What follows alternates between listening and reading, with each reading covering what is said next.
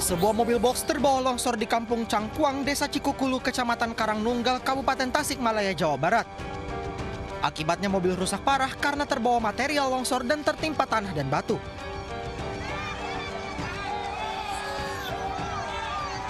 Puluhan warga bergotong royong mengevakuasi mobil dengan alat seadanya karena medan yang terjal dan tidak memungkinkan mendatangkan alat berat. Menurut pemilik mobil, longsor yang terjadi di wilayah ini akibat hujan deras yang terjadi semalaman, sehingga mobil yang terparkir di garasi di samping rumahnya terbawa material longsor dan masuk ke jurang dengan kedalaman sekitar 10 meter. Hujan besar, terus airnya tinggi, lalu longsor gitu. Iya, ke bawah longsor. Asal mulanya dari sumber air yang turun dari pegunungan, naik ke garasi, jatuh dan mobil terbawa longsor ke bawah. Kedalaman sekitar 9-10 lah, 9-10 meter. Ini. Ada saudara yang nelpon pagi-pagi, subuh-subuh lah, jam sekitar 4:30 saya ke sini dan sudah benar, sudah mobil. Atas kejadian ini, warga khawatir longsor susulan akan terjadi. Selain itu, warga juga khawatir terjadi banjir lantaran intensitas hujan masih tinggi.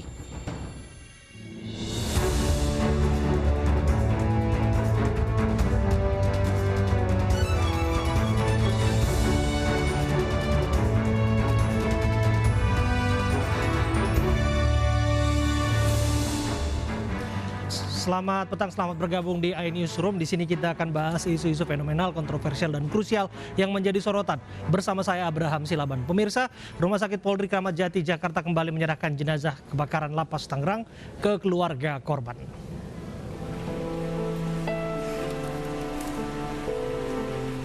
Usai diidentifikasi, jenazah korban kebakaran Lapas kelas 1 Tangerang bernama Anton bin Idal diserahkan kepada pihak keluarga.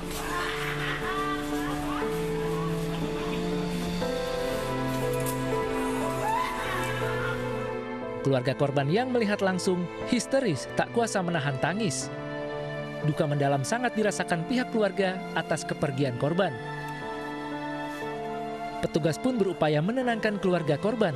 Jenazah korban langsung dibawa menggunakan ambulans Kemenkumham ke rumah duka. Sementara setelah menunggu identifikasi selama 6 hari, jenazah warga binaan pemasyarakatan Lapas Tangerang dimakamkan. Sejumlah keluarga dan kerabat almarhum tak kuasa menahan tangis mereka saat jasad pria berusia 23 tahun tersebut disemayamkan di Masjid Al-Maimum Pasar Minggu, Jakarta Selatan.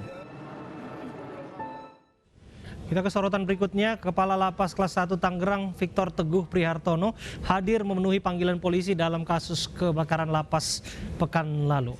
Untuk mengusut tuntas kasus kebakaran yang menewaskan 48 narapidana, hari ini polisi memeriksa sejumlah saksi. Selain Kepala Lapas Tangerang, juga dilakukan pemeriksaan terhadap Kepala Tata Usaha dan 5 orang pegawai lapas lainnya. Sebelumnya, penyidik Polda Metro Jaya juga telah memeriksa 25 orang saksi. Dari hasil sementara, polisi menyatakan sudah mengarah ke lebih dari 1 tersangka.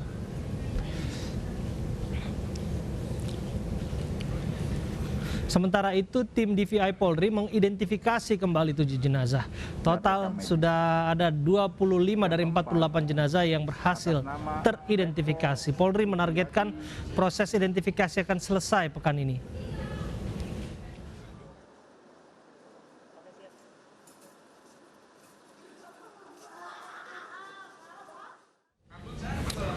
Kita ke sorotan berikutnya. Sejumlah rumah warga hancur dan ambruk akibat proyek tambang galian perusahaan swasta di wilayah Desa Cipinang, Kecamatan Rumpin, Kabupaten Bogor, Jawa Barat. Tidak hanya itu, pergerakan tanah terus terjadi hingga membuat warga mengungsi.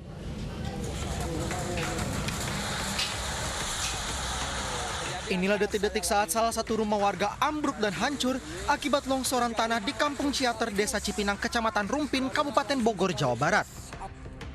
Tidak hanya itu saja, akses jalan penghubung di 3 kecamatan terputus sehingga menjadi kekhawatiran warga karena pergerakan tanah terus terjadi. Pergerakan yang parah ini terdampak parah semalam. Oh gitu. Ya. Berarti ada beberapa kali. Ya, udah 3 kali bergerak nih untuk dari hari Sabtu sampai sekarang. Ini pergerakannya sangat luar biasa. Meski tidak ada korban jiwa, namun warga yang khawatir akan adanya longsor yang lebih besar memilih untuk mengosongkan rumahnya. Masih ada tanah yang amblas ya, sehingga mengedepankan keinginan warga itu untuk relokasi yang 11 rumah. Oh, 11 rumah. Rusaknya apa aja itu, Pak? Kerusakannya? Kerusakannya lumayan parah. Warga menduga adanya pergerakan tanah akibat adanya lokasi galian tambang oleh perusahaan swasta. Namun hingga kini pemerintah Kabupaten Bogor belum menutup perusahaan tambang milik perusahaan swasta tersebut. Hari ini supermarket di Jakarta mulai memberlakukan aplikasi Peduli Lindungi untuk bisa berbelanja. Penggunaan aplikasi ini untuk memeriksa warga yang ingin masuk supermarket sudah harus divaksin. Pemeriksaan berlangsung di depan pintu masuk dengan scan barcode. Langkah ini ditempuh untuk mencegah mereka yang positif COVID bebas berbelanja ke supermarket.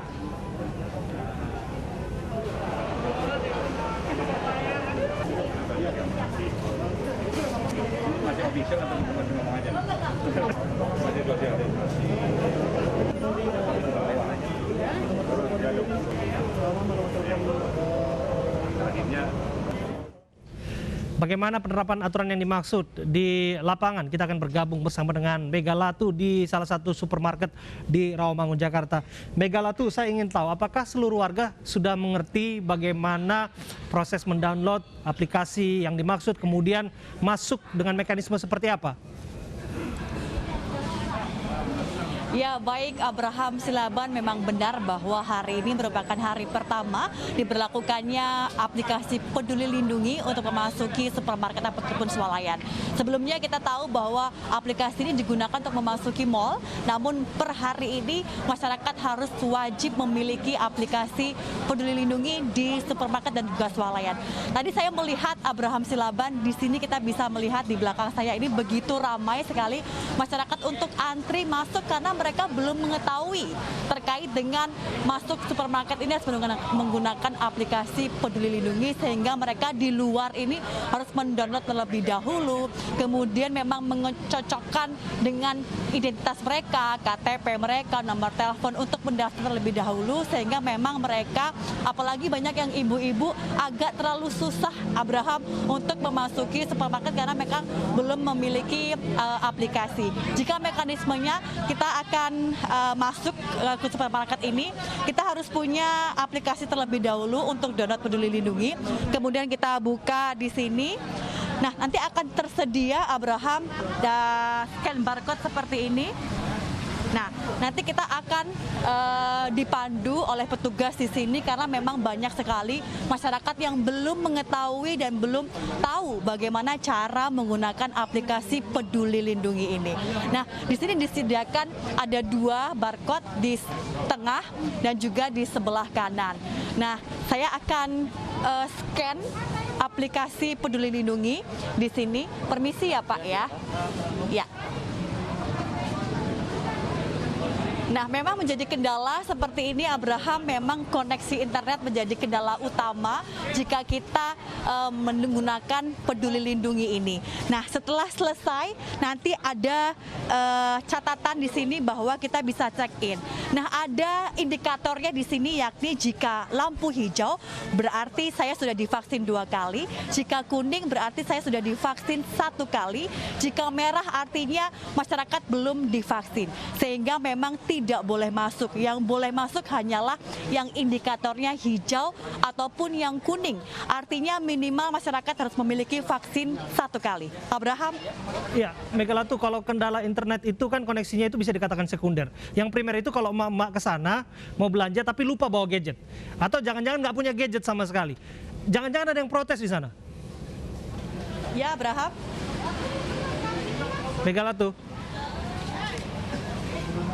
Ya, jika terkait dengan kendala, maka pihak dari pengelola supermarket dan juga swalayan ini melakukan sosialisasi terlebih dahulu. Tadi menemukan saya ada ibu-ibu yang memang ternyata handphonenya ini tidak support begitu terkait dengan aplikasi Peduli Lindungi, sehingga memang untuk hari pertama ini pihak pengelola dari swalayan ini mentoleransi atau memberikan kelonggaran, namun harus menunjukkan kartu vaksin minimal 1 kali, ataupun juga jika belum divaksin masyarakat harus menunjukkan adanya sakit penyakit yang belum bisa divaksin. Namun untuk hari ini, hari pertama, memang banyak masyarakat yang belum bisa menggunakan aplikasi Peduli Lindungi, sehingga memang pihak pengelola memberikan kelonggaran untuk bisa memasuki di swalayan di kawasan Rawamangun, Jakarta Timur ini. Abraham. Ya, Megalatu bisa mendengar suara saya?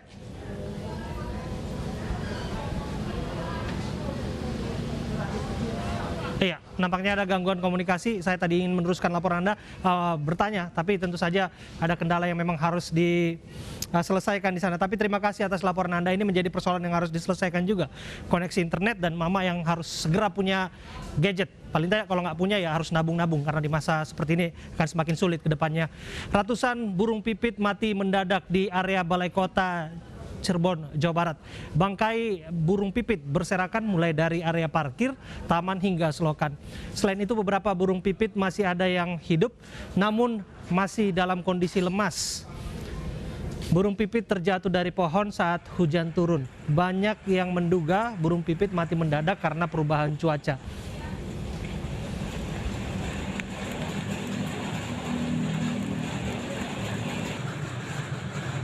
Mati sekalian dipegangin.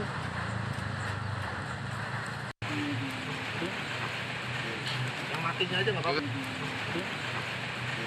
Yang matinya aja nggak apa-apa. Mantap.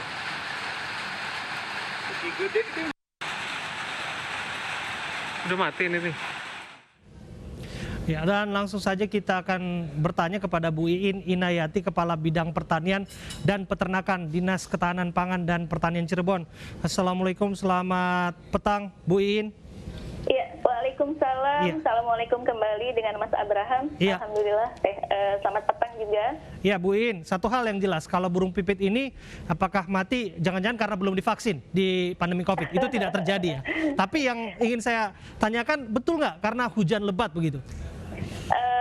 Kalau untuk penyebab kita belum bisa memastikan ya, Mas Abraham, karena itu harus dipastikan dengan hasil laboratorium, mungkin tes laboratorium.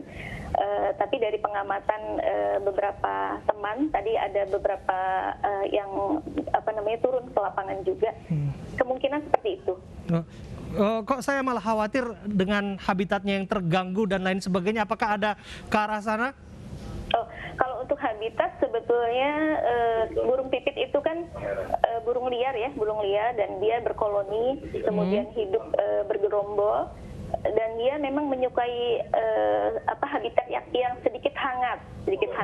Kemudian kalau kelihatannya Kota Cirebon kan 3 hari terakhir ada hujan, dan kebetulan intensitas hujan dari tadi malam sampai dengan siang tadi itu juga cukup curah hujannya cukup besar ya, dan sampai dengan sore itu masih gerimis ya. Itu kemungkinan ada gangguan dari sana. Kalau untuk habitat saya pikir belum bisa dipastikan juga ya, karena mereka masih bisa hidup di atas pohon yang ada di balai kota.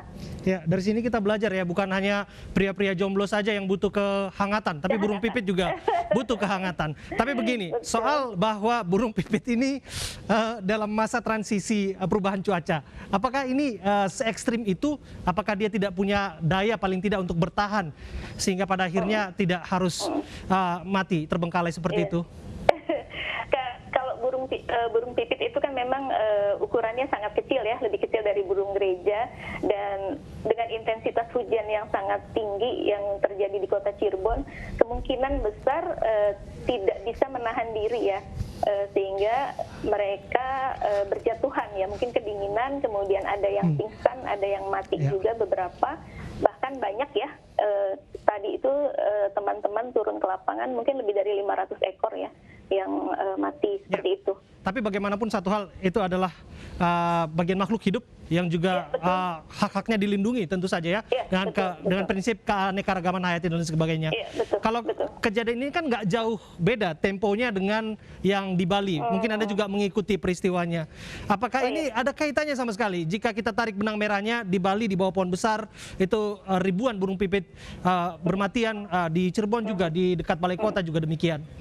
Ya, kalau dari fenomena cuaca kemungkinan bisa ditarik kesimpulan sementara seperti itu. Tapi untuk kepastiannya kami masih menunggu hasil pemeriksaan laboratorium, Mas Abraham, dari teman-teman yang tadi turun ke lapangan. Kebetulan tadi ada dari Balai Veteriner Subang, kemudian dari Balai Kesehatan Hewan dan Kesehatan Masyarakat Veteriner Provinsi Jawa Barat yang di Cikole, dan juga teman-teman UPT Pelayanan Veteriner dari Kota Cirebon. Jadi kita masih menunggu hasil pemeriksaan laboratorium untuk memastikan apakah ada penyakit yang menyebabkan kematiannya. Itu yang kita nantikan bersama Bu In. Terima kasih laporan Anda. Kita tunggu. Karena bagaimanapun ini harus dijelaskan dengan sudut pandang akademik. Karena saya khawatirnya kalau tidak demikian akan dibawa ke hal-hal klinik. Itu yang terakhir kita harapkan. Tadi kami memeriksa secara rapid test untuk avian influenza di kantor kami, kebetulan ada alatnya, itu hasilnya negatif ya. Tapi kami menunggu hasil PCR yang lebih lengkap dari hasil laboratorium yang sedang dilaksanakan oleh teman-teman dari Balai Veteriner Subang dan Cikole. Demikian, Mas Abraham. Terima kasih atas waktu Anda. Semoga tidak ada penyakit yang lain ya, hanya fenomena perubahan iklim saja. Kita harapkan demikian sama-sama. Terima kasih Bu In atas waktu Anda. Terima kasih. Pedangdut Ayu Ting Ting kembali diperiksa Polda Metro Jaya. Jangan kemana-mana, pemirsa, kami akan perbarui informasi Anda setelah jeda berikut.